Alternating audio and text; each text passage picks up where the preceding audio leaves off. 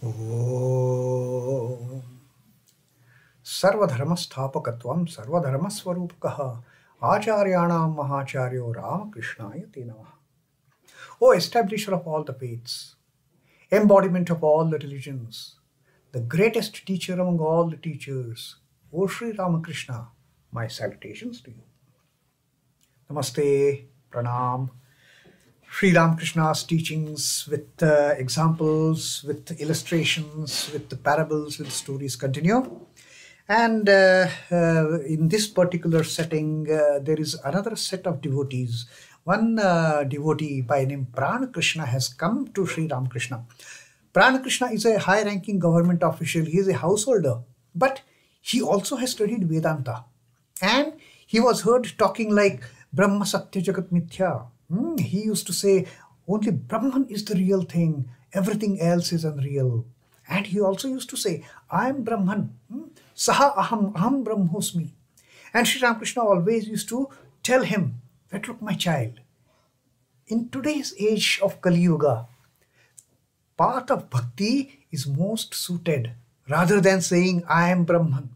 Because in Kali Yuga, the man depends on food. The man cannot get rid of body consciousness. And as we cannot get rid of body consciousness, it is better to be the child of the mother rather than saying that I am Brahman. So that was the background of Sri Ramakrishna. He was greatly devoted to Sri Ramakrishna, and he used to often visit Dakshineshwar and seek Sri Ramakrishna's advice, gain his teachings, listen to his nectarine words. Now today, on this 1st of January 1883, Ramakrishna has come. Rakhali is also there, Sri M is also there, and some other devotees are also there. Now with Ramakrishna there, who used to worship the formless aspect of the God, Sri Ramakrishna opens up the talk saying that as my mother, he's talking about his divine mother now, Sri Ramakrishna, my mother is formless, but she also has a form. Sri Ramakrishna says, my divine mother is not only formless, she has form as well. One can see her forms. One can behold her incomparable beauty through feeling and love, through devotion, through love. One can see her incomparable beauty. One can see her shining face filled with the divine love. And then Sri Ramakrishna says that the mother reveals herself to her devotees in different forms. It is not just mother appears before the devotees only in one form. In so many forms, like Durga, like Kali, like Sita, like Rama, like Krishna. My mother appears before the devotees in so many forms. That is what Sri Ramakrishna says. And then Sri Ramakrishna reveals his own visions. He said, I had the vision of the Divine Mother. The Divine Mother came before me yesterday, clad in ochre garments. She spoke to me, she talked to me. That was the one vision. Then he spoke another time, another day. I had a vision of my Divine Mother as a 6-7-year-old Muslim girl. She was playing with me, she was frolicking, and she was running around in the Dakshineshwar garden. That was the vision Divine Mother gave to Sri Ramakrishna in the form of that 6-7-year-old Muslim girl. Another time, he had a vision, Mother appeared to him as Gauranga. So these are all the types of different visions that Sri Ramakrishna had during the course of his sadhana and even now. And then Sri Ramakrishna says, I actually see with my own eyes. But what is required to have this vision? That one has to totally surrender to the lotus feet of the Divine Mother. One should destroy the ego, and devoid of that egotism, one should approach the Divine Mother, and then the Divine Mother will give all her visions. And then Sri Ramakrishna says that one should have this attitude, like Sri Ramakrishna himself had this attitude. I am the machine, you are the operator.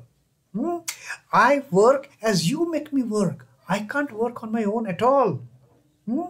I speak as he makes me speak. Sri Ramakrishna says, who am I? That I is totally gone. That I, unripe I, is totally converted to the ripe I, to the eye of knowledge, to the eye of devotion, to the ego of knowledge, to the ego of devotion, and thus surrendering oneself like a cast of leaf. Now Sri Ramakrishna is giving an example of a cast of leaf. Cast off leaf, the leaf which is fallen down from the tree, from its original source. Sri Ramakrishna says, it is like the cast off leaf before a gale, before a strong wind. The leaf has fallen from the tree onto the ground. Now what is going to be the fate of that tree leaf? Sometimes it is blown to a good place, and sometimes it is blown into the gutter, according to the direction of the wind. It all depends on which way the wind is blowing. If the wind is blowing in a favorable direction, that leaf which has been fallen on the ground may be lifted up and flown to a good place, to a holy place, maybe at a shrine under that tree. The leaf will be put at the holy feet of the deity here in that shrine. Or if the wind is not favorable, if the direction is not favorable, that leaf may be flown from there and put in the gutter, put in the drain. That is what happens with the direction of the wind. The fallen leaf, the cast off leaf, have nothing of its own. It has no power to get and placed at a holy place or get and placed in the gutter. It all depends on the wind, to the gale, to the direction of the gale in which that gale is flowing. So Sri Ramakrishna says that is how one gets the vision of God, when one totally surrenders. Be like a cast off leaf. Tomorrow you may be on the ground, tomorrow next moment you might be at the holy feet of the deity. So Sri Ramakrishna said, I used to see God directly with these very eyes, just as I see you. And Sri Ramakrishna said that this is how one can see the forms, not just reciting, I am Brahman, I am Brahman, I am Brahman. Have that faith, have that devotion, have that love for the lotus feet of the Lord. And after realizing God, Sri Ramakrishna says, what happens to a devotee? The devotee becomes like a child. Devotee attains the nature of the object on which he or she meditates. As we meditate on the Lord, as we meditate on our chosen deity, we pick up the nature of the chosen deity, and the nature of the chosen deity is that of a child, totally devoid of egotism. When we pray to the Lord devoid of egotism, we have the vision of the Lord, and we become childlike. We become totally free from egotistic tendencies. The nature of God is like that of a child. As a child, now see the example that Sri Ramakrishna is giving. As a child builds up its toy house and breaks it up. We see children playing with their toys. They will create beautiful structures out of their toys. They are so filled with that obsession, with that passion of creating that structure. Next moment, the child will just kick that whatever beautiful structure it has created, and it will just break it down. Sri Ramakrishna says, even God has the same nature, God has the same attitude that the child has for its toys. Through such attitude, Sri Ramakrishna says, God acts while creating, preserving and destroying this universe. It is all God's play, like the child's play with the toys. Further, as the child is not under the control of guna, child is not controlled by sattva, rajas, tamas. You don't see the influence of sattva, rajas or tamas, the influence of purity, activity or lethargy in child. You don't see it in child. That is why, Sri Ramakrishna says, that is why paramahamsas keep 5 or 10 children with them, that they may assume their nature. Now, Sri Ramakrishna is a paramahamsa. Paramahamsa Ramakrishna. Therefore, he is always loving that company of those youngsters, Rakhal, Naren, Baburam, Niranjan. So Sri Ramakrishna says that once one attains the nature, a childlike nature, not childish nature, a childlike nature, after receiving the vision of God, one starts behaving like the God.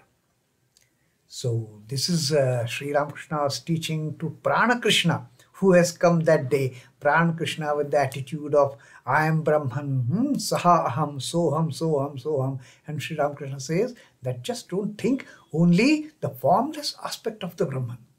Also think about the Brahman with form. My mother appears to me before in various forms. And one can attain all these forms. One can have the vision of all these forms. One can have the vision of that beautiful, charming face of my Divine Mother through the state of egolessness, the destroyed ego. One can have the vision of God. One can retain that vision of God completely in the heart of one's heart. Om Namah Shri Bhagavate Ramakrishnaya. Sri Ramakrishna Arpanamastu. Jai Thakur, Jai Ba, Jai Swamiji.